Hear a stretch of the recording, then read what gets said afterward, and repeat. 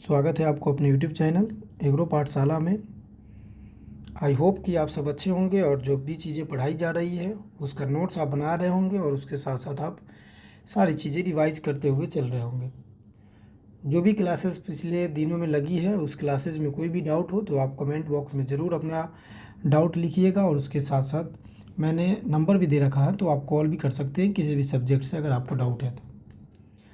बात करें अगर जनरल एग्रीकल्चर का तो आपको पता है कि किसी भी एग्ज़ाम को जब आप देते हैं, चाहे या वो सेंट्रल गवर्नमेंट हो चाहे वो स्टेट गवर्नमेंट का एग्ज़ाम हो, यहाँ से क्वेश्चन पूछने का बहुत ज़्यादा ही चांसेस होती है और इवन पूछा भी जाता है। और दूसरे एंगल से भी देखा जाए तो जब एग्रीकल्चर आप पढ़ते हैं तो एग्रीकल्चर की थोड़ी बहुत समझ जब होनी चाहिए, उसका बेसिक जो न्यू है ये जनरल एग्रीकल्चर ही है, जिसमें हमने आपको एग्रीकल्चर के बारे में बताया कि एग्रीकल्चर क्या होता है, एग्रीकल्चर को कैसे स्टडी किया जा सकता है और स्टडी करने के साथ साथ एग्रीकल्चर का कैसे शुरुआत होता है, ये सारी चीज़ें हमने समाप्त कर लिया और ये सारी चीज़ें हमने आपको बता दिया। देखो, एग्रीकल्चर पढ़ने का सबसे आसान तरीका ये है कि हम सब कहीं ना कहीं फार्मिंग फैमिली से बिलोंग करते हैं। हम लोग के घर में कोई ना कोई फार्मर ज़रूर है, या तो पिताजी होंगे या खुद करते हैं या फिर दादाजी लोग करते थे तो उस समय हम देखते थे। तो एग्रीकल्चर हमारे लिए उतना डिफ़िकल्ट नहीं होना चाहिए।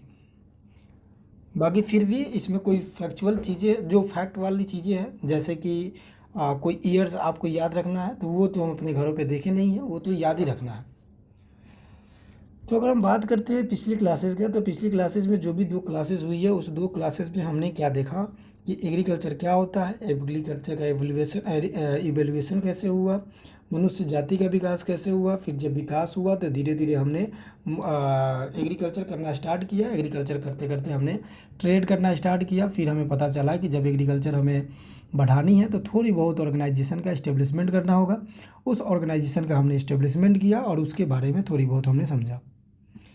आज की क्लास में हम इससे आगे बढ़ेंगे। इससे पहले हम थोड़ा सा रिकैप कर लेंगे कि कल की क्लासेस में, यानी कि जो पिछली क्लास लगी थी, उस पिछली क्लास में हमने क्या क्या चीज़ें देखी थी। जैसे कि पिछली क्लास में हमने बात किया था इंटरनेशनल ईयर्स एंड लैंग्वेज के डे के बारे में, और हमने आपको बताया कि जो जनरल इंटरनेशनल ईयर्स होते हैं या एग्रीकल्चर डे जनरल डे होते हैं, वो 2 ऑर्गेनाइजेशन है जो ये चीज़ें सेलिब्रेट कराती है और ये चीज़ें अनाउंस करती है। जिसमें से पहला ये हमने बताया था कि यूनेस्को, जो United Nation Education Scientific Culture Organization के बारे में बताता है कि किस दिन को हम क्या सेलिब्रेट करते हैं, कल्चर के बारे में बताया जाता है। दूसरा यूनिसेफ बताता है, यूनाइटेड नेशन जो इंटरनेशनल चिल्ड्रन इमरजेंसी फंड होता है उसके बारे में बताता है। अब हमें बात करनी है एग्रीकल्चर पॉइंट ऑफ व्यू से। चूँकि हम एग्रीकल्चर वाले हैं तो हमें एग्रीकल्चर की समझ रखनी चाहिए और एग्रीकल्चर के बारे में समझना चाहिए। तो एग्रीकल्चर में जो भी ईयर होते हैं, जो भी एग्रीकल्चर डे मनाया जाता है, ये जो भी आप सेलिब्रेट करते हैं, ये एक ऑर्गेनाइजेशन है जिसे हम FAO के नाम से जानते हैं, जिसके फुल फॉर्म की अगर हम बात करते हैं तो एग्रीकल्चर फूड ऑर्गेनाइजेशन कहा जाता है। ये रोम इटली में है और इसके इस्टेब्लिशमेंट ईयर का अगर हम बात करें तो 1955 यानी कि 1955 में इस्टेब्लिशमेंट हुआ था। और इस डेट की अगर हम बात करते हैं तो 16 अक्टूबर को ये डेट होता है और 16 अक्टूबर को ही हम इसी डेट के तौर पे, इसी डेट पे हम क्या मना लेते हैं, वर्ल्ड फूड डे सेलिब्रेट कर लेते हैं। तो आपसे क्वेश्चन पूछे जाए कि FAO का इस्टेब्लिशमेंट कब होता है तो 1955 में होता है। कहाँ पे होता है तो रोम इटली में होता है। उसके बाद अगर हम बात करें तो 16 अक्टूबर एग्जैक्ट डेट है और इसी 16 अक्टूबर को हम वर्ल्ड फूड डे के नाम डे से सेलिब्रेट करते हैं। ये चीज़ें हमने बताई थी कल पिछली की क्लासेस में। और उसके साथ साथ इंटरनेशनल ईयर्स बताया, जैसे कि 2004 में इंटरनेशनल ईयर ऑफ राइस मनाया जाता है। और 2004 में इंटरनेशनल ईयर ऑफ राइस का मतलब ये है कि 2004 में ज़्यादा जोर दिया गया था राइस के ऊपर, कि राइस हमें ज़्यादा ग्रो करना है। चूँकि आपको पता है कि इंडिया के लिए स्टेबल जो प्रोडक्ट है, जो जिस पे लोग डिपेंड रहते हैं, वो ज़्यादातर राइस ही हैं। लेकिन ये इंटरनेशनल लेवल पे भी चलाया गया था 2004 में, इसलिए इंटरनेशनल ईयर ऑफ राइस हम 2004 को सेलिब्रेट करते हैं। उसके बाद बात करें 2005 को तो international year of micro credit, 2006 की बात करें इंटरनेशनल ईयर ऑफ डिजर्टिफिकेशन, 2007 की बात करते हैं तो इंटरनेशनल ईयर ऑफ वाटर, और 8 की बात करते हैं तो इंटरनेशनल ईयर ऑफ पोटैटो, 9 की बात करते हैं तो नेचुरल फाइबर एंड रेजिन्स, 11 के बाद 10 की बात करते हैं तो प्लांट हेल्थ के बारे में बताया जाता है। उसके बाद अगर हम बात करें 11 का तो यहाँ पे इंटरनेशनल ईयर ऑफ फॉरेस्ट, 12 में बात करें तो national year of horticulture celebrate किया जाता है।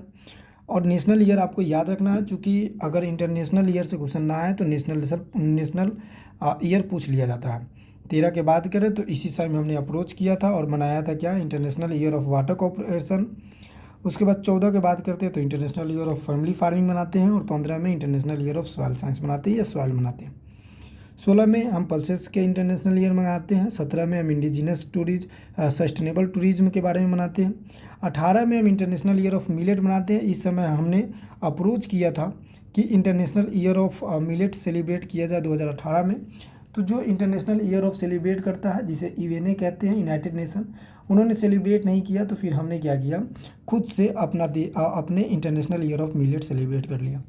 इसी इंटरनेशनल ऑफ मिलेट जो नेशनल मिलेट है, इसको 2023 में इंटरनेशनल ईयर ऑफ मिलेट के नाम से फिर सेलिब्रेट किया गया। 19 में इंडिजिनस लैंग्वेज। 20 में बात करें तो प्लांट हेल्थ के बारे में, और यहाँ पे अगर हम बात करते हैं, और हाँ 2010 में ना आप क्या सेलिब्रेट करते हैं, तो हम सेलिब्रेट करते हैं इंटरनेशनल ईयर ऑफ बायोडाइवर्सिटी। ये याद रखेंगे।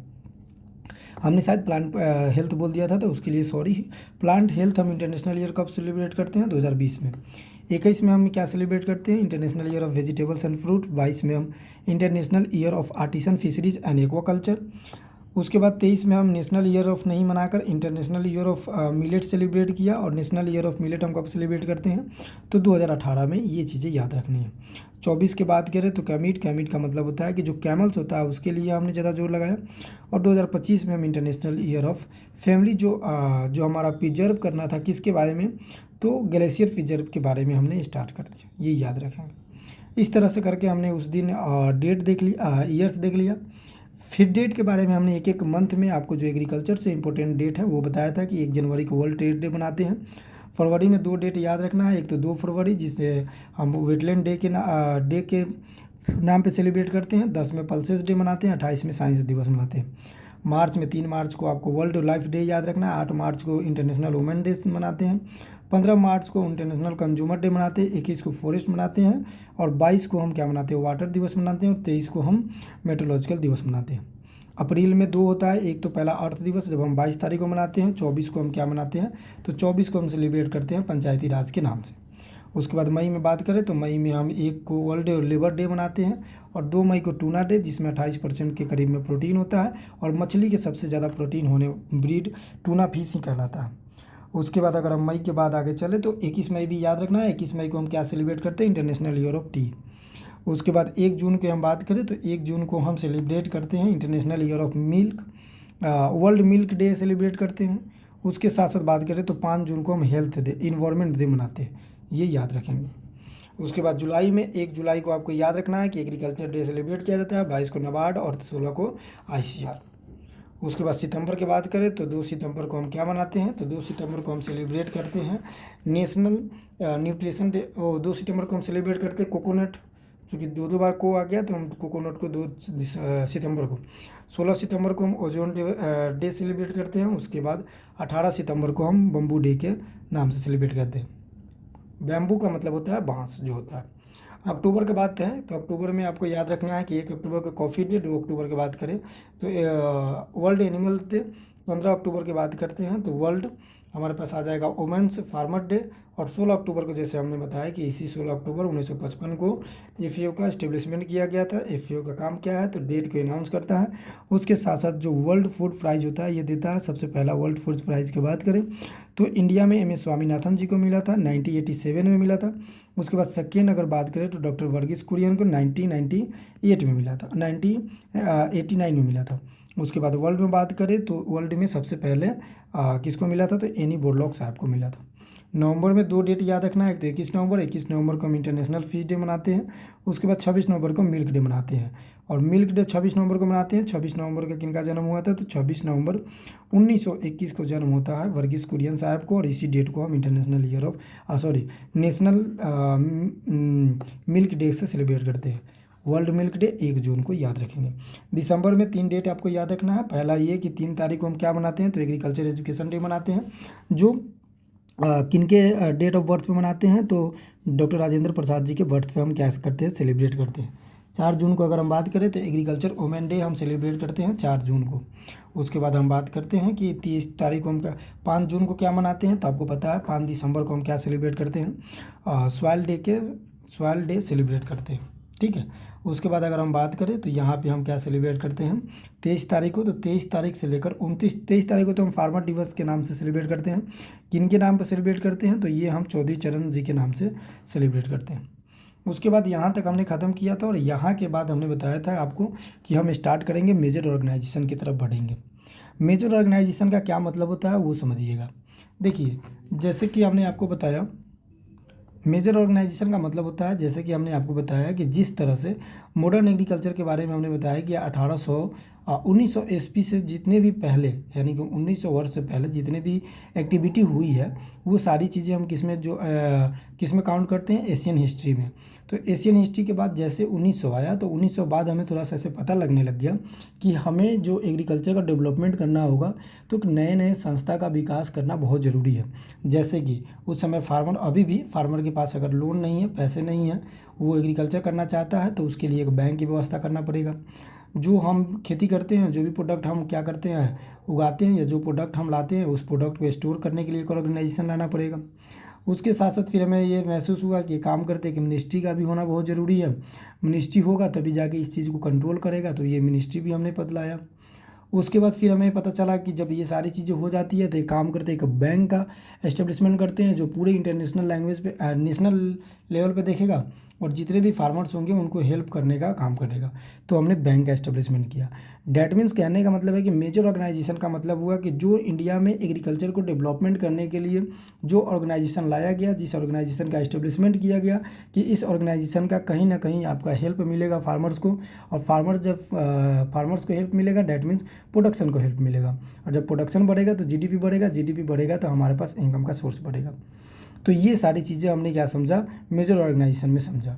अब एक एक करके देखेंगे कि किसका क्या काम है, और ये हम सीक्वेंस वाइज चलेंगे। Sequence wise in the that means कि हम ईयर वाइज चलेंगे कि सबसे पहला मेजर ऑर्गेनाइजेशन में सबसे पहला ऑर्गेनाइजेशन किसका बना, उसके बाद दूसरा कौन बना, किस ईस्वी में बना, उस मेजर ऑर्गेनाइजेशन का क्या वर्क है, मेजर ऑर्गेनाइजेशन कब बना, ये इसके बारे में हम समझते हुए आगे बढ़ेंगे। तो चलिए सबसे पहले स्टार्ट करते हैं। जो सबसे पुराना हमारे पास ऑर्गेनाइजेशन है या सबसे पुराना इंस्टीट्यूट है जो एग्रीकल्चर में बना था, वो हमारे पास है इंडियन एग्रीकल्चर रिसर्च इंस्टीट्यूट, जिसे हम IARI के नाम से जानते हैं। किसके नाम से जानते हैं, तो हम जानते हैं IARI के नाम से। ये कब बनता है, तो 1905 में। कहाँ पे बनता है, तो कहाँ पे बनता है, तो पूसा बिहार में। जिस समय समस्तीपुर में बना था, जो बिहार में पड़ता है, तो पूसा समस्तीपुर में 1905 में IRI का एस्टेब्लिशमेंट किया गया था। फिर किसी घटना के साथ जब बिहार में अर्थक्वेक आता है 1934 में, तो इस 1934 में अर्थक्वेक आने के बाद इसको दिल्ली में शिफ्ट कर दिया गया था 1936 में ओरिजिनल नाम के साथ। तो आज तक अगर हम बात करें कि IRI कहाँ है, तो पहले तो बिहार में हुआ करता था सबसे स्टार्टिंग में, लेकिन अभी के दौर में देखें तो ये इंडिया न्यू दिल्ली में है। और ये इस्टेब्लिशमेंट कब होता है, तो 1905 में, लेकिन इस 1934 में भूकंप आने की वजह से इसे कहाँ पर शिफ्ट कर दिया जाता है, तो इसे शिफ्ट कर दिया जाता है न्यू दिल्ली। अब यहाँ पर इसके हिस्ट्री के बारे में और इसके बारे में समझ लेते हैं, इसके फंक्शन के बारे में। देखिए, IRI जैसे कि हमने बताया कि 1 अप्रैल 1905 को इस्टेब्लिशमेंट होता है पूसा बिहार। जो कौन करता है, कर्जन करता है। कर्जन क्या है, तो कर्जन उस समय का क्या था, वायसराय था।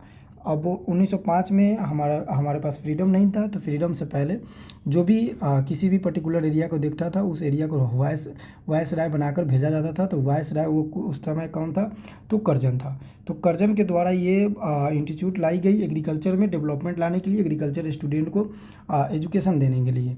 तो ये काम किया। तो 1905 में कर्जन के द्वारा ही इस्टेब्लिशमेंट होता है। उसके बाद सबसे पहला इसका नाम था इंपीरियल एग्रीकल्चर रिसर्च इंस्टीट्यूट। क्या नाम था, इंपीरियल एग्रीकल्चर रिसर्च इंस्टीट्यूट। 1911 में इसका नाम पड़ा था। फिर इसे बाद में बदल कर क्या रख दिया गया, जब फ्रीडम मिल गया तो फ्रीडम के बाद हम इसे अपना नाम रख दिए कि इंडियन, यानी कि इंपीरियल का मतलब होता है शाहीकार। जो रईस लोग होते हैं उनको कहते हैं इंपीरियर। तो इंपीरियर नाम हमने बदल कर इंडिया रख दिया। अब हम बोलते हैं कि क्या, इंडियन एग्रीकल्चर रिसर्च के नाम से। 1934 में अर्थक्वेक आता है, और अर्थक्वेक के आने के बाद इसको 1936 में कहाँ शिफ्ट कर दिया गया, तो न्यू दिल्ली में ओरिजिनल नाम से शिफ्ट कर दिया गया, यानी कि आज भी ये पूसा नाम से भी है। और ये पूसा कैसे नाम पड़ा, इसके पीछे भी हिस्ट्री है। हिस्ट्री क्या है, तो एक यूएस का इनका फ्रेंड था, किनका, कर्जन का फ्रेंड था, जिसका नाम था पूसा फिलिप्स। क्या नाम था, पूसा फिलिप्स नाम था, ठीक है। तो इस पूसा फिलिप्स के नाम पे इसका नाम रख दिया गया पूसा विहार। पूसा का मतलब हुआ, यानी कि पी का मतलब हुआ फिलिप्स, और यूएसए का मतलब हुआ यूएसए से ही आया हुआ था। तो आज भी अगर देखेंगे तो यूएसए से आया हुआ जो आदमी था, उन्होंने स्टार्ट किया था, कर्जन को सलाह दिया था, और कर्जन को सलाह देने के बाद ये क्या हुआ था, यहाँ पे पूसा नाम से एक ऑर्गेनाइजेशन और एक इंस्टीट्यूट बना था। हालांकि हिस्ट्री से उतना कुछ नहीं पूछा जाता है, उसके बारे में हमें नहीं समझना है, लेकिन फिर भी हमें समझने के लिए आपको, आपके पास नॉलेज हो जाए तो आपको हमने बता दिया। अर्थक्वेक 1934 में आता है, नाम शिफ्ट कर दिया जाता है, और सबसे पहला जो डीजी बनाया जाता है, डीजी का मतलब होता है डायरेक्टर ऑफ जनरल, जनरल का मतलब होता है कि जो ऑर्गेनाइजेशन है उसको कोऑर्डिनेट करेगा। तो इसका पहला डीजी कौन था, बी विश्वनाथ था। कौन था, बी विश्वनाथ था। अब इसके फंक्शन के बारे में बात करते हैं कि फंक्शन क्या होगा। अब देखो फंक्शन जो था ना, इसका basic structure of anticipatory research है, यानी कि बुनियादी रणनीतिकार बनाना, यानी कि स्ट्रैटेजी तैयार करना। उसके साथ साथ अगर हम बात करें तो ये पूर्वानुमानित करना, और उसके साथ साथ रिसर्च करने का काम करता है। रिसर्च करेगा कि किस इंडस्ट्री में क्या क्या चीज़ें हो सकती है। उसके बाद अगर बात करें तो क्रॉप पे भी रिसर्च कर सकता है, नए नए बीज बना सकता है टेक्नोलॉजी के माध्यम से, ये सारी चीज़ें करता है। उसके साथ साथ ये क्या करता है, जो पोस्ट ग्रेजुएट है ना उसको ट्रेनिंग भी देता है, और उसके लिए यहाँ पे क्लासेस भी चलवाता है। जैसे आप जीआरएफ दोगे तो जीआरएफ देने के बाद आपको कॉलेज अलॉटमेंट होगा, तो कॉलेज अलॉटमेंट में जीआरएफ के स्टूडेंट यहाँ पोस्ट ग्रेजुएट करने के लिए, एमएससी करने के लिए, एसआरएफ जीआरएफ करने के लिए वो कहाँ आते हैं, तो आईआरआई में आता है। तो दो चीज़ें काम याद रखना इनका, पहला कि ये स्ट्रेटजी तैयार करता है, दूसरा रिसर्च करता है, और तीसरा जो पोस्ट ग्रेजुएट है उनको एजुकेशन और ट्रेनिंग देने का भी काम करता है। उसके साथ साथ अगर बात करें तो technology assignment, transfer and the extension का भी काम करता है। एक्सटेंशन क्या होता है, तो जो एग्रीकल्चर का नॉलेज है या कोई भी नॉलेज है, जब अपने नॉलेज को किसी दूसरे के पास हम शेयर करते हैं उसे एक्सटेंशन कहते हैं। एग्रीकल्चर में हम जनरली अपने नॉलेज को फार्मर के पास शेयर करते हैं, क्योंकि फार्मर को हम बता पाएंगे, कुछ सिखा पाएंगे, इसी प्रक्रिया को हम एक्सटेंशन कह दिए, और इसको हम एक्सटेंशन कहते हैं। तो ये चीज़ें याद रखना कि आईआरआई के बारे में क्या क्या याद रखेंगे। मोस्ट इंपॉर्टेंट पार्ट तो ये है कि एस्टेब्लिशमेंट कब होता है, 1934 में क्यों गया अब दिल्ली में, तो अर्थक्वेक की वजह से गया, और कब शिफ्ट हुआ, तो 1936 में ये शिफ्ट हो जाता है, ये याद रखेंगे। उसके बाद आते हैं दूसरे संस्थान के बारे में। दूसरे संस्था अगर हम देखें, ऑर्गेनाइजेशन देखें, तो जिसे हम आईसीआर के नाम से जानते हैं। आईसीआर एक ऑटोनोमस बॉडी है, और ऑटोनोमस बॉडी का मतलब होता है कि जो किसी दूसरे डिपार्टमेंट पर डिपेंड ना रहे, जो किसी दूसरे ऑर्गेनाइजेशन पर डिपेंड ना रहे। ये खुद का अपना एक बॉडी है, इसे कंट्रोल खुद ही करता है, ये खुद ही डिसीजन ले सकता है, ये खुद ही क्या कर सकता है, स्ट्रेटजी बना सकता है। इसके अंदर बहुत सारे कॉलेजेज आता है, इसके अंदर बहुत सारे इंस्टीट्यूट वगैरह आते हैं। तो इसके बारे में जानते हैं। अब देखिए आईसीआर का सबसे बेसिक चीज़ें अगर पूछे आपसे, तो 16 जुलाई 1929 को ये इस्टेब्लिशमेंट हुआ था। आईसीआर का उस समय भी जब मतलब फ्रीडम से पहले की बात करें तो फ्रीडम से पहले भी इसका नाम गया था imperial counselling of agriculture research, लेकिन जैसे हमें फ्रीडम मिला तो फ्रीडम के बाद हमने क्या रख दिया, Indian counselling of agriculture research. अब देखो इंडियन काउंसलिंग का मतलब क्या, काउंसलिंग क्या होता है, जब भी आप कोई चीज़ एग्जाम ले लाते हैं तो किसी में एडमिशन करवाना होता है तो पहले काउंसलिंग करवाना होगा, डेट मीन्स आप पहले वेरिफिकेशन करवाते हैं। तो यही होता है Indian counselling of research institute, यानी कि आईसीआर क्या काम करता है, किसी भी कॉलेज को वेरिफिकेशन करने का काम करता है। किसी भी कॉलेज को एक क्राइटेरिया देता है कि अगर आपको कॉलेज चलानी है तो इस क्राइटेरिया, इस दायरे के अंदर रह के चलानी होगी, और बहुत सारे कॉलेज इसके अंदर आते हैं। जो कॉलेज इनके अंदर नहीं आते हैं वो यूजीसी से मान्यता प्राप्त कर लेते हैं। तो ये चीज़ें याद रखेंगे। फिर इसके फंक्शन के बारे में देखें तो फंक्शन याद रखना है, बहुत ज़रूरी है। फंक्शन के बारे में देखें तो ये जैसे हमने आपको बताया कि ये कैसा बॉडी होता है, ये ऑटोनोमस बॉडी होता है, खुद का डिसीजन खुद ही लेता है। रिस्पॉन्सिबल क्या होता है, ये तो कोऑर्डिनेट करता है, गाइड करता है, उसके साथ साथ मैनेजिंग करता है रिसर्च एंड एजुकेशनल एग्रीकल्चर का। यानी कि ये क्या क्या काम करता है, तो पहले तो कोऑर्डिनेट का मतलब होता है एक दूसरे में संबंध अच्छा बनाता है। उसके बाद अगर हम बात करें तो गाइडिंग करने का काम करता है। बहुत सारे ऐसे कॉलेज है जिसको क्या करता है, ये क्राइटेरिया फुलफिल करवाता है। उसके साथ साथ इसके अंदर भी एग्रीकल्चर जो एजुकेशन है वो प्रोवाइड कराया जाता है। यहाँ पे अगर बात करें तो हॉर्टिकल्चर, एनिमल हस्बेंड्री, उसके साथ फिशरीज जैसे प्रैक्टिसेस भी यहाँ किया जाता है। ये चीज़ें तो हो गई समझने वाली बातें, लेकिन जो याद रखने वाली बातें हैं वो ये है कि इस्टेब्लिशमेंट कब होता है, तो 16 जुलाई 1929 को इसका इस्टेब्लिशमेंट होता है। उसके बाद अगर हम बात करें फर्स्ट डीजी का, तो फर्स्ट डीजी आईसीआर का कौन है, तो बीपी पाल है, ये याद रखेंगे। अब देखो दोनों जगह क्वेश्चन कंफ्यूज कर सकता है। पहला हमारे पास क्या था कि फर्स्ट डीजी किसका, IARI का, इंडियन एग्रीकल्चर रिसर्च इंस्टीट्यूट का, तो वहाँ पे था बी विश्वनाथ, ठीक है। यहाँ पे है कि आईसीआर का पहला डीजी कौन है, तो आईसीआर का पहला डीजी कौन है, बीपी पाल है, ये याद रखेंगे। उसके बाद अगर बात करें तो डियर के अंदर ये काम करता है, डिपार्टमेंट ऑफ एग्रीकल्चर एजुकेशन के अंदर काम करता है। किसके अंदर काम करता है, तो डियर के अंदर काम करता है, या DARI के अंदर काम करता है, डिपार्टमेंट ऑफ एग्रीकल्चर एजुकेशन कह सकते हैं।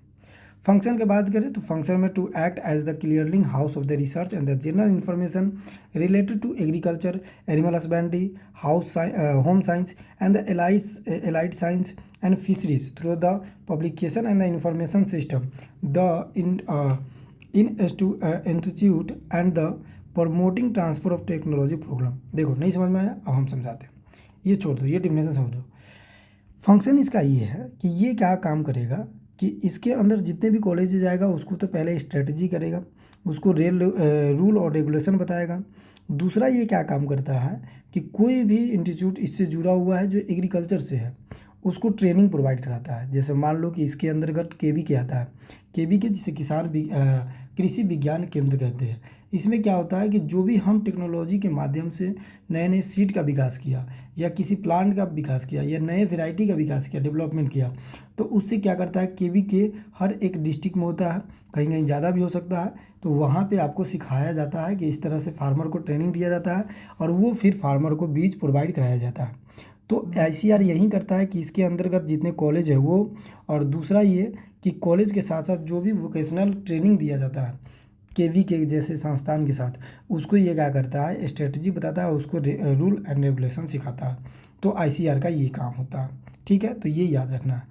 उसके बाद आते हैं कि आईसीआर के बाद 29 के बाद हमारे पास क्या आ गया, फ्रीडम हुआ। फ्रीडम के बाद देखो 29 के बाद तो फ्रीडम नहीं आया, 1947 में आया, लेकिन फिर भी हमें वहाँ से उसके बीच में एग्रीकल्चर का कोई डेटा नहीं है, या एग्रीकल्चर का कोई ऑर्गेनाइजेशन एस्टेब्लिशमेंट नहीं होता है जो मेजर हो उसके बारे में, तो हम वहाँ छोड़ देते हैं और उसको समझना बंद कर देते हैं। यहाँ पे हम मिनिस्ट्री को एक संभालते हैं। जैसे भी देश आज़ाद हुआ, आज़ाद होने के बाद, फ्रीडम पाने के बाद हमें ऐसा महसूस हुआ कि एक मिनिस्टर ऑफ एग्रीकल्चर होना चाहिए, या एक डिपार्टमेंट होना चाहिए जिसमें एग्रीकल्चर के बारे में कोई कोऑर्डिनेट करे। जैसे कि आप सरकार के अलग अलग तरीके के मंत्री देखते हैं, कोई कपड़ा मंत्री होता है, उद्योग मंत्री होता है, कोई फर्टिलाइज़र मंत्री होता है, उसी तरह से एग्रीकल्चर मिनिस्टर भी होना ज़रूरी है, और एग्रीकल्चर हमारे पास मिनिस्ट्री भी होना ज़रूरी है। मिनिस्टर और मिनिस्ट्री में दोनों अंतर है। मिनिस्टर का मतलब होता है एक सिंगल पर्सन, और मिनिस्ट्री का मतलब होता है कि उससे रिलेटेड डिपार्टमेंट का ऑर्गेनाइजेशन, डिपार्टमेंट का संगठन करना। तो जैसे जैसे हमारा देश आज़ाद होते गया, उसके बाद होते क्या गया, 1947 में आज़ाद हुआ, उसके बाद हमने क्या बनाया, एक मिनिस्ट्री ऑफ एग्रीकल्चर और फार्मर वेलफेयर जैसे मिनिस्ट्री बनाया। इस मिनिस्ट्री में हमने बताया कि इसमें सिर्फ फार्मर से रिलेटेड जितने भी प्रॉब्लम्स होंगे उसको संभालने का काम कौन करेगा, तो मिनिस्ट्री ऑफ एग्रीकल्चर करेगा। तो अभी प्रेजेंट टाइम में अगर बात करें कि मिनिस्ट्री ऑफ एग्रीकल्चर कौन है, तो शिवराज सिंह चौहान जी है, जो पहले मध्य प्रदेश के सीएम हुआ करते थे। आप जिस भी स्टेट से है उस भी स्टेट का अपना एक एग्रीकल्चर मिनिस्टर होता है, उसको याद रखेंगे। जैसे यहाँ पे पूछा जाए कि एग्रीकल्चर मिनिस्टर ऑफ राजस्थान कौन है, तो यहाँ पे जो किडवाई लाल मीणा है उसको बोला जाता है। तो आप पर्टिकुलर स्टेट का नाम नहीं याद रखेंगे, सिर्फ इंडिया लेवल पे याद रखेंगे कि अपने भारत का यानी अपने इंडिया का एग्रीकल्चर मिनिस्टर कौन है, तो हम याद रखेंगे शिवराज सिंह चौहान, जिनको मामा भी कहते हैं, और ये पहले सीएम हुआ करते थे कहाँ का, मध्य प्रदेश के। तो इनको बनाया गया है union ministry of agriculture and farmer welfare. और जितने भी मिनिस्ट्री होती हैं वो किन के अंदर काम करते हैं, तो गवर्नमेंट ऑफ इंडिया के अंदर काम करते हैं। ये चीज़ें याद रखना है। तो इनको हम क्या कहते हैं, फादर कह रहे हैं, इनको हम क्या कहते हैं, यानी कि ministry of agriculture and farmer welfare, जो फार्मर के बारे में वेलफेयर करता हो। अब इसके बारे में समझ लेते हैं इसका काम क्या है। तो देखो ये गवर्नमेंट ऑफ इंडिया का ब्रांच है, जैसे कि हमने बताया। फर्स्ट एग्रीकल्चर मिनिस्टर की बात करें तो डॉक्टर राजेंद्र प्रसाद जी को बनाया गया था, और डॉक्टर राजेंद्र प्रसाद जी के जन्म पे 3 दिसंबर को हम क्या सेलिब्रेट करते हैं, एग्रीकल्चर एजुकेशन डे सेलिब्रेट करते हैं। ये आपको याद रखना है। उसके बाद बात करें तो इसका जो रीजन है, ये 17 डिवीज़न अलग अलग डिवीज़न में बांट दिया गया है। तो आपको याद क्या क्या रखेंगे कि इसमें सबसे पहला एग्रीकल्चर मिनिस्टर कौन था, तो राजेंद्र प्रसाद जी थे। लेकिन सबसे लास्ट यानी कि अभी का कौन है, तो हमारे पास क्या हो जाएंगे एग्रीकल्चर मिनिस्टर, हमारे पास एग्रीकल्चर मिनिस्टर शिवराज सिंह चौहान हो जाएंगे। उसके बाद अगर बात करें फंक्शन क्या काम करता है भाई एग्रीकल्चर मिनिस्टर, तो आपको पता है कि एग्रीकल्चर मिनिस्टर का डेट मीन्स एग्रीकल्चर से रिलेटेड जितने भी इंस्टीट्यूट होंगे। अब देखो इसके अंदर आईसीआर भी आ जाएंगे, इसके अंदर आईआरआई भी आ जाएंगे, चूँकि वो एग्रीकल्चर का ही पार्ट है। तो एग्रीकल्चर जितने भी सेक्टर है एग्रीकल्चर में, वो सारे सेक्टर को कौन संभालते हैं, तो ministry of agriculture and the farmer welfare संभालते हैं, जो कि अभी कौन है, तो शिवराज सिंह चौहान है। तो फंक्शन के बारे में यही कह रहा है कि coordinating agency of the central government in the all agriculture related matter, जितने भी एग्रीकल्चर रिलेटेड मैटर है ना उसको कौन कंट्रोल करेगा, तो उसको कंट्रोल करेगा हमारे पास ministry of agriculture and farmer welfare. अभी 25 की बात करें तो शिवराज सिंह चौहान जी हैं। पहला कौन था, तो डॉक्टर राजेंद्र प्रसाद जी थे। डॉक्टर राजेंद्र प्रसाद जी के बारे में अगर बात करें तो एक सिवान का एक छोटा सा गांव जीरादेई है, जीरादेई में इनका जन्म होता है और ये सिवान से जाकर इंडिया के सबसे पहला प्रेसिडेंट भी बनते हैं और एग्रीकल्चर मिनिस्टर भी बनते हैं, ये याद रखेंगे। चलिए अब आगे की तरफ चलते हैं, अब समझते हैं डीएमआई के बारे में। डीएमआई क्या है, अब देखो जैसे जैसे हम प्रोडक्शन बढ़ाना स्टार्ट किए, प्रोडक्शन बनाने के बाद हमें कुछ ऐसी चीज़ें आई कि हो सकता है कि कोई फार्मर कोई गलत चीज़ भी प्रोडक्शन करके वो बेच सकता है, मार्केट में बेच रहा हो। तो उसके लिए भी हमें कुछ ऑर्गेनाइजेशन बनाना चाहिए कि भाई क्या आप बेच सकते हो, क्या नहीं बेच सकते हो। तो इसके लिए भी रूल रेगुलेशन होना चाहिए। तो फिर हमने एक गठन किया, एक ऑर्गेनाइजेशन का गठन किया, जिस ऑर्गेनाइजेशन को हम क्या कहते हैं, डीएमआई के कहते हैं। बाद में इस संगठन को हम क्या करेंगे, बाद में मर्ज कर देंगे या इसे छोड़ेंगे, फिर दूसरा हम एफएसएसआई जैसे संगठन को हम निर्माण करेंगे। लेकिन यहाँ पे सबसे पहला जो इंस्पेक्शन के लिए बनाया गया था वो डीएमआई के बारे में बनाया गया, डीएमआई ऑर्गेनाइजेशन के बारे में बनाया गया था।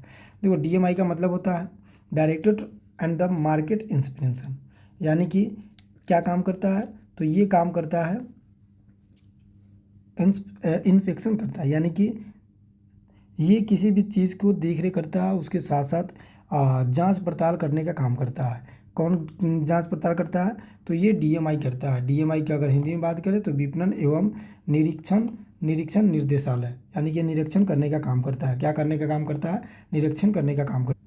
चलिए तो डीएमआई का क्या काम होगा, डीएमआई का काम यही होता है कि डीएमआई क्या करता है, सबसे पहले फुल फॉर्म की अगर हम बात करते हैं तो डीएमआई का फुल फॉर्म क्या होता है, डायरेक्टोरेट ऑफ मार्केटिंग इंस्पेक्शन, यानी कि इंस्पेक्शन करने का काम करता है। इंस्पेक्ट करता है किसी भी चीज़ को, जांच पड़ताल करता है कि वो फूड मार्केट में सेल करने लायक है या नहीं है, इसके बारे में ये क्या काम करता है, ये जाँच पड़ताल करता है। ये काम करता है एक मार्ग के अंदर में काम करता है। अब एक मार्ग क्या होता है उसको भी हम समझेंगे। पहले डीएमआई को सीक्वेंस से चलते हैं। डीएमआई का एस्टेब्लिशमेंट कब किया गया था, 1935 में। अब देखो यहाँ हम सीक्वेंस से चल रहे हैं। पहले हमारे पास क्या आया, 1905 में एआरआई आया, मतलब आईआरआई आया। आईआरआई कब एस्टेब्लिशमेंट था, 1905 में। 1905 के बाद हम 29 में आ गए।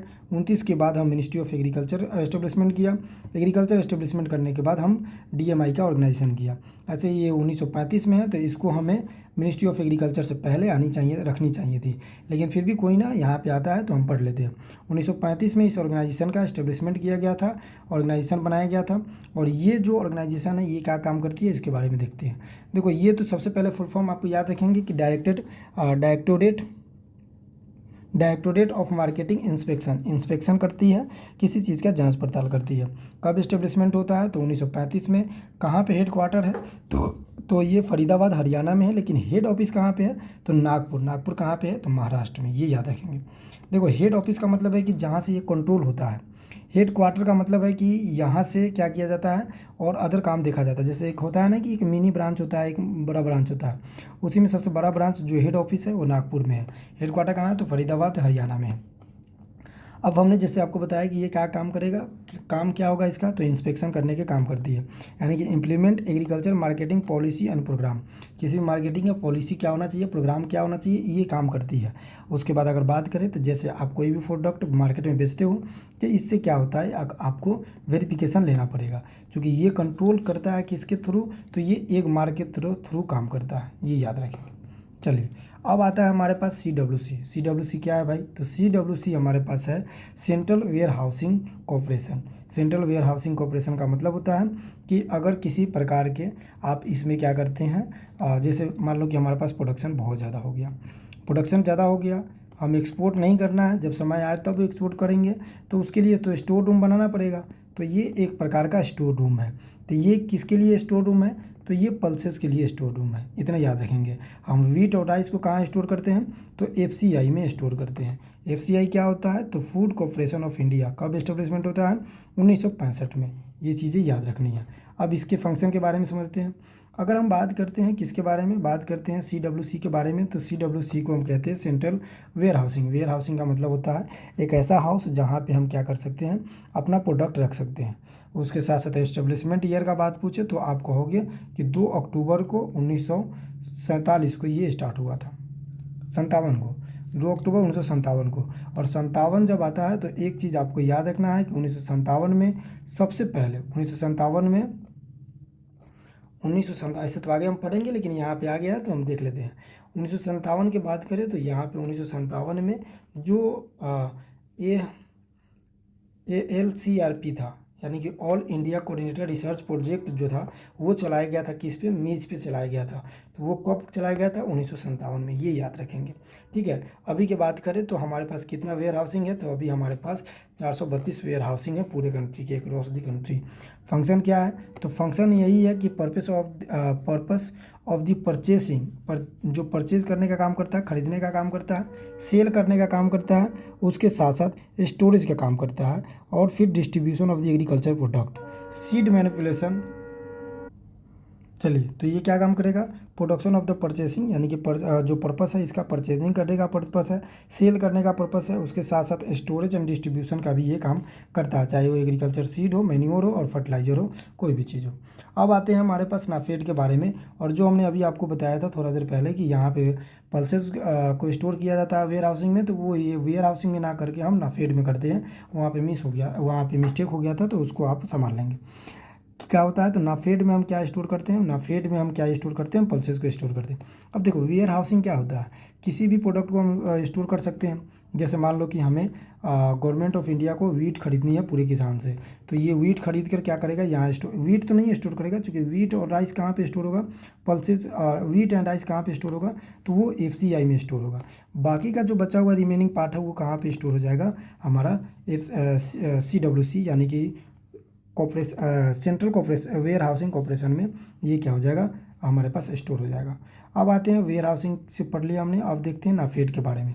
नाफेड क्या होता है? ये इसका फुल फॉर्म की अगर हम बात करें तो नाफेड का फुल फॉर्म होता है national agriculture cooperative marketing federation of India limited. इसके बारे में समझते हैं ये क्या है। ये एक प्रकार की ये स्टोर रूम है, लेकिन ये स्टोर रूम के साथ साथ क्या करता है? ये MSP भी डिसाइड करता है। किसका डिसाइड करता है? तो ये ऑइलसीड और पल्सेस का डिसाइड करता है। जैसे national agriculture cooperative marketing federation of India, इसका फुल फॉर्म होता है। एस्टेब्लिशमेंट ईयर का बात करते हैं तो एस्टेब्लिशमेंट ईयर कब हो जाएगा? हमारे पास 2 अक्टूबर 1958 को हो जाएगा, ठीक है। 57 में क्या होता है? तो CWC होता है। और 57 में ही सबसे पहले क्या चलाया गया था? All India coordinate research project चलाया गया था। उसके बाद अगर बात करें तो ये हेडक्वार्टर कहाँ पे है? न्यू दिल्ली में। उसके बाद बात करते हैं कि इम्प्लीमेंट क्या करता है? तो ये काम करता है PSSS का, यानी कि सपोर्ट प्राइस स्कीम, ये काम करता है। और ये डिसाइड करता है कि किसी पल्सेस का कितना रेट हो सकता है। जैसे कि प्रोक्यूरमेंट अगर देखेंगे तो पल्सेस एंड वाल seat at the minimum support price, यानी कि MSP डिसाइड करता है। देखो, MSP सरकार डिसाइड करती है किसी भी चीज़ का, लेकिन जो स्पेशल सिर्फ पल्सेस और वाल सीट का हो तो वो नाफेड के द्वारा डिक्लेयर किया जाता है। डिसाइड तो सरकार ही करेगी, लेकिन डिक्लेयर किसके द्वारा किया जाएगा? तो नाफेड के द्वारा ये डिक्लेयर किया जाएगा। तो ये चीज़ें याद रखना। अब अगले मेजर ऑर्गेनाइजेशन में आ जाते हैं। FCI के तौर पे देखते हैं। FCI का मतलब क्या होता है? कि storage of wheat and rice. ये food corporation of India, food corporation of India, इसमें क्या होगा? तो जितने भी वीट होते हैं और राइस होते हैं, जो भी किसान से खरीदे जाते हैं ब्लॉक लेवल पे या फिर डिस्ट्रिक्ट लेवल पे, वो सारा स्टोर किया जाता है FCI में। हर एक ब्लॉक में FCI का संगठन किया गया है। क्या किया गया है? FCI बनाया गया है, जहाँ पे उस पूरे ब्लॉक के फार्मर से अगर हम क्या करें, वीट एंड राइस खरीदे तो हम वहाँ पे ले जाकर स्टोर कर सकते हैं। तो यहाँ पे समझने वाली बात यह है कि FCI का संगठन कब बनता है? तो जिसे हम फूड कॉर्पोरेशन ऑफ इंडिया कहते हैं। 14 जनवरी 1965 को इसको इस्टेब्लिशमेंट किया गया था। कब किया गया था? 14 जनवरी 1965 को। न्यू दिल्ली इसका हेडक्वार्टर है। उसके बाद बफर स्टॉक की बात करें तो ये राइस एंड वीट को क्या करता है? बफर स्टॉक, यानी कि स्टोर करने का काम करता है। चलिए, तो बफर स्टोर काम करेगा कौन? एफसीआई, यानी कि बहुत सारे स्टोर को ये अपने पास स्टोर करता है, वीट एंड राइस को। फंक्शन क्या होगा? तो वही बात है, ये स्टोर करता है लेकिन ये डिसाइड नहीं करेगा एमएसपी। वहाँ पे नाफेड क्या करता था? नाफेड डिक्लेयर करता था पल्सेस एंड वाइल्ड सीड के एमएसपी के बारे में, लेकिन ये सिर्फ स्टोर करेगा, ये स्टोर रूम ही है। इसमें आपको याद रखना है कि 14 जनवरी 1965 को इसे एस्टेब्लिशमेंट किया गया था, बस। अब ऑर्गेनाइजेशन बन गया। ऑर्गेनाइजेशन बनने के तत्पश्चात हमारे पास एक बहुत बड़ी घटना घटी जिसे हम ग्रीन रिवोल्यूशन के नाम से जानते हैं। तो इस ग्रीन रिवोल्यूशन को हम क्या करते हैं, देख लेते हैं। पूरे सेशन में हम ग्रीन रिवोल्यूशन के बारे में समझ लेंगे। क्योंकि मेजर ऑर्गेनाइजेशन तो हमने आपको बता दिया, उसका ईयर्स याद रख लेना है, उसका फंक्शन याद रख लेना है कि किसका फंक्शन क्या होता है मेजर ऑर्गेनाइजेशन में। यहाँ आप ग्रीन रिवोल्यूशन स्टार्ट करते हैं। तो ग्रीन रिवोल्यूशन स्टार्ट करते हैं तो ग्रीन रिवोल्यूशन को दो जगहों पे देखते हैं, एक तो वर्ल्ड लेवल पे, एक इंडिया लेवल पे हम बात करते हैं। देखो, अगर हम ग्रीन रिवोल्यूशन के बारे में बात करें तो हमारे पास रिवोल्यूशन का मतलब क्या होता है उसको पहले हम समझते हैं। देखो, रिवोल्यूशन का मतलब ये होता है कि किसी भी स्पेसिफिक टॉपिक पे या किसी भी सब्जेक्ट पे या किसी भी चीज़ों पे जब उसमें इंटरनेशनल लेवल से कोई चीज़ें की जाती है, कोई इम्प्रूवमेंट करने का प्रयास की जाती है या उस पर बहुत ज़्यादा वर्क किया जाता है, उस पर काम किया जाता है, उस चीज़ को हम कह देते हैं कि अब रेवोल्यूशन होने वाला है या रिवोल्यूशन कहलाता है। जैसे वो पूरे इंडिया लेवल पे हो सकता है, लार्ज स्केल पे होता है, और वो ऐसा स्केल होता है जो सफलतापूर्वक हो जाए और उसका जो रिजल्ट आता है वो रिवोल्यूशन कहलाता है। ठीक है, रिवोल्यूशन का मतलब होता है सिंपल यही कि किसी भी स्पेसिफिक टॉपिक पे बहुत ज़्यादा काम करना और उसके साथ साथ उस पर रिजल्ट पाना रिवोल्यूशन कहलाता है। जो कभी ना हुआ हो और किसी ने नहीं किया हो तभी हम कहते हैं कि ये रिवोल्यूशन है। अब देखते हैं कि जनरल इंट्रोडक्शन। जनरल इंट्रोडक्शन अगर समझना है तो आपको समझना पड़ेगा कि रिवोल्यूशन दो जगह स्टार्ट होता है। वर्ल्ड में अगर हम बात करते हैं तो एक तो वर्ल्ड लेवल पे, एक हमारे पास हो जाता है इंडिया लेवल पे। तो हमारे लिए इंडिया और वर्ल्ड दोनों ज़रूरी है। वर्ल्ड लेवल पे बात करते हैं तो 1940 और 43 के बीच में ये स्टार्ट होता है, और 1940-43 के बीच में स्टार्ट होता है। और वर्ल्ड में हम फादर कहते हैं एनी बोरलॉग साहब को।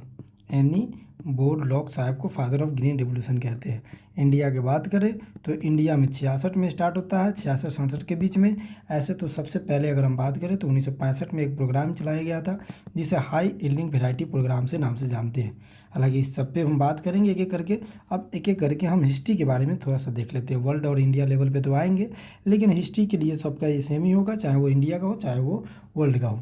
अगर हम हिस्ट्री की बात करते हैं ना तो ये स्टार्ट होता है, यानी कि ग्रीन रिवोल्यूशन का न्यू जो होता है, न्यू जैसे कैसे मकान बनता है उसके लिए न्यू रखा जाता है, तो ग्रीन रिवोल्यूशन का सबसे न्यू पहले की अगर हम बात करें तो 1935 में रखा गया था। अब आपको कमेंट में बताना है कि 1935 में कौन सा मेजर ऑर्गेनाइजेशन का एस्टेब्लिशमेंट होता है। इसमें एक जापानी साइंटिस्ट थे जिनका नाम था क्या, जोनजीरो इनजुका। क्या नाम था? जोनजीरो इनजुका, यानी कि जोनजीरो इनजुका जो था वो जापानी साइंटिस्ट था। 1935 में इन्होंने जापानी जो वेराइटी है वीट का उसके साथ क्रॉस कराया दूसरे दो अमेरिकन वेराइटी के साथ। देखो, एक ना वेराइटी आता है नोरिन 10, किसका वेराइटी है? तो ये वेराइटी है किसका? वीट का वेराइटी है। और इसमें दो जीन पाया जाता है जो ड्राफ्टनेस के लिए काफ़ी रिस्पॉन्सिबल होती है। पहला जीन की बात करें तो RH1 और दूसरा RH2 होता है। RH2 यानी RH1 का मतलब है कि ये रिड्यूस हाइट है। पहले जो वीट हुआ करता था वो 60 से लेकर यानी कि 110 से लेकर 150 सेंटीमीटर तक हुआ करता था। कितना हुआ करता था? 110 से लेकर 150 सेंटीमीटर तक हुआ करता था। फिर इन्होंने क्या किया, कौन क्या किया, यानी कि 1935 में जो जापानी साइंटिस्ट थे, कौन जापानी साइंटिस्ट? तो जोनजीरो इनजुका साहब जो थे वो जापानीज वेराइटी को अपने लोकल वेराइटी को क्रॉस कराया किनके साथ? दो अमेरिकन वेराइटी के साथ। और इसको नोरिन 10 को क्या बना दिया, थोड़ा सा ड्वार्फ बनाया। उसका हाइट की अगर हम बात करें तो 60 से 110 सेंटीमीटर बना दिया। अब देखना, अगर वीट का हाइट बड़ा होगा, किसी भी पेड़ पौधे का जो क्रॉप है, क्रॉप का अगर हाइट ज़्यादा हो जाएगा तो उसमें लॉजिंग देखने को मिलता है। लॉजिंग का मतलब होता है जब कोई भी क्रॉप अपने ही सरफेस पे गिर जाता है, टूट जाता है, तो उसे हम लॉजिंग कहते हैं। तो लॉजिंग का प्रॉब्लम ज़्यादा देखने को मिलेगा, इसलिए इन्होंने क्या किया, क्रॉस कराया जापानी अमेरिकन वेराइटी के साथ और उसे थोड़ा सा ड्वार्फ बना दिया। ठीक है, 1935 में ये चीज़ें स्टार्ट हुई। उसके बाद ये जो वेराइटी था नोरिन 10 ये चला गया किनके पास? 1940 में एनी बोरलॉग साहब के पास। और एनी बोरलॉग साहब मैक्सिको गए थे। मैक्सिको कहाँ पे है? तो ये हमारे पास यूएसए में है। तो इन्होंने इस डिजीज़ के साथ इस जो वैरायटी था नॉरिन-10, इनके साथ काम किया और इनके साथ काम करने के बाद हाइट तो रिड्यूस किया ही किया, उसके साथ इन्होंने क्या किया, ये रस्ट के लिए डिजीज़ रेसिस्टेंट बना दिया। जैसे रस्ट आप देखते हो तो वो रस्ट इसमें ना लग पाए। किस में ना लग पाए? तो वीट में रस्ट ना लग पाए, क्योंकि सीरियल्स का सबसे नुकसान करने वाला चीज़ रस्ट ही होता है। तो इन्होंने रस्ट को क्या किया, रेजिस्टेंट बना दिया नॉरिन-10 को 1940 में। और रस्ट को रेजिस्टेंट बनाने के साथ में इन्होंने क्रॉस कराया। किसके साथ नॉरिन-10 का क्रॉस कराया? तो नॉरिन-10 का क्रॉस कराता है फल्ट्स और डोरुमा के साथ। किसके साथ? फल्ट्स और डोरुमा के साथ क्रॉस कराता है। और इससे जो प्रोजनी बनता है F1, यानी कि फल्ट डोरुमा का क्रॉस कराता है, जिससे फल्ट डोरुमा बनता है। और ये फल्ट डोरुमा का भी क्रॉस करा देता है टर्की रेड के साथ, यानी कि 3 वे क्रॉस है। देखना ध्यान से, पहला तो फल्ट डोरुमा का क्रॉस कराया, फिर फल्ट डोरुमा बना, और फल्ट डोरुमा को क्रॉस करा दिया किसके साथ यहाँ पे? तो टर्की रेड के साथ क्रॉस कराया। और तब टर्की रेड के साथ क्रॉस किया तो ये रस्ट डिजीज रेजिस्टेंट वैरायटी हो गया। ठीक है, इस तरह से 1935 में स्टार्ट होता है, 1940 में इनके पास गया। और जब 40 में इनके पास गया तो इन्होंने 40 और 43 के बीच में ग्रीन रिवोल्यूशन स्टार्ट किया। और पूरे वर्ल्ड में अगर हम बात करें तो वर्ल्ड में 1950 और 60 के बीच में पूरी जगह स्प्रेड हो गया, यानी कि फैल गया कि ग्रीन रिवोल्यूशन एनी बोरलॉग साहब ने चालू किया है और ये सफलतापूर्वक रह गया, सफलतापूर्वक हो गया। फिर अगर हम बात करें 1950-60 में तो सारी जगह फैल गया। इसलिए वीट ये डेवलप किया कहाँ पे ज़्यादा से ज़्यादा? तो ये डेवलप किया सीमेंट में। सीमेंट क्या है? तो जहाँ पे वीट एंड मेज का इम्प्रूवमेंट के लिए टेक्नोलॉजी और सबसे ऑर्गेनाइजेशन है। तो एनी बोरलॉग साहब ने 1963 में सीमेंट का आविष्कार किया। ये भी ध्यान में रखना है। अब समझना यहाँ पे सबसे पहले ग्रीन रिवोल्यूशन की बात करें तो ग्रीन रिवोल्यूशन का सबसे पहला अगर न्यू की बात करते हैं 1935 में कौन स्टार्ट करता है? तो जोंजीराव इंजुका साहब ने स्टार्ट किया। और इन्होंने 2 वैरायटी को क्रॉस कराकर नॉरिन-10 बनाया, ड्वार्फ बना दिया। फिर नॉरिन-10 को 1940 में एनी बोरलॉग साहब लेते हैं और उससे 40 और 43 के बीच में ग्रीन रिवोल्यूशन स्टार्ट करते हैं मैक्सिको से। और 1950 जब तक आ जाता है उस समय से 50 के बाद क्या कर लेते हैं, ये 50 के बाद ये पूरे वर्ल्ड में फैला देते हैं कि ग्रीन रिवोल्यूशन नाम का भी कोई चीज़ होता है। उसके बाद जब 50 में फैल जाती है तो 67 में या 63 में एक ऑर्गेनाइजेशन का एस्टेब्लिशमेंट करता है, जिस ऑर्गेनाइजेशन को हम कहते हैं वीट एंड मेज ऑर्गेनाइजेशन, जिसमें इंप्रूवमेंट का काम करता है, जिसे हम सीमेंट के नाम से जानते हैं। तो ये 1930 में किसके द्वारा? तो एनी बोरलॉग साहब के द्वारा लाया जाता है। इसी प्रयास को देखते हुए इनके FAO के बारे में हमने बताया था आपको। FAO क्या होता है? तो फूड एग्रीकल्चर ऑर्गेनाइजेशन, जिन्होंने इनको क्या दिया? फर्स्ट फूड प्राइज दिया। क्या दिया? फर्स्ट फूड प्राइज इनको देने का काम किया। तो 1970 में ये भी ध्यान रखना है कि 1970 के दौरान में इनको सबसे पहले वर्ल्ड फूड प्राइज मिला। किसके द्वारा? तो FAO के द्वारा। याद रखेंगे FAO कहाँ है? तो रोम, इटली में। अब आता है कि ग्रीन रिवोल्यूशन इंडिया में कैसे स्टार्ट हुआ। अब इसको समझने के लिए आपको थोड़ा सा ध्यान देना पड़ेगा। और उसके बाद आज तो टाइम हो चुका है, लेकिन कल की क्लास में जब हम स्टार्ट करेंगे तो ग्रीन रिवोल्यूशन को फिर स्टार्ट करेंगे, शुरू से बहुत बढ़िया से समझाएंगे, इससे भी ज़्यादा पोटेंशियल लगा कर समझाएंगे। ठीक है, बाकी थोड़ा सा हिस्ट्री आप देख लेंगे, जो बताया गया है हिस्ट्री में जो भी चीज़ें हैं वो आप देख लेंगे। आई होप कि आपको सारी चीज़ें समझ में आई होगी। नहीं भी समझ में आता है तो आप कमेंट करेंगे, कोई भी टॉपिक अगर आपको डाउटफुल रहता है तो। बाकी मिलते हैं कल की क्लास में, जो भी नेक्स्ट क्लास होगा उसके। और उससे पहले हम आपको बता दें कि अगर आप क्वेश्चन प्रैक्टिस डेली करना चाहते हैं तो हमारा टेलीग्राम चैनल है जिसका नाम है एग्रो पाठशाला, उस पर आप जुड़कर डेली क्वेश्चन प्रैक्टिस कर सकते हैं। उसके साथ साथ अगर वीडियो अच्छा लगे तो लाइक, शेयर और सब्सक्राइब कर सकते हैं, ताकि आपके पास जो भी वीडियो आए सबसे पहले पहुँच जाए। बाकी पढ़िए, नोट्स बनाइए, जो भी करना है वो कीजिए, जो भी डाउट होता है वो हमसे पूछ लीजिए, जो भी दिक्कत हो आप हमसे पूछ सकते हैं। तो चलिए पढ़ते रहिए, मस्त रहिए। मिलते हैं अगले वीडियो में, जब तक के लिए धन्यवाद।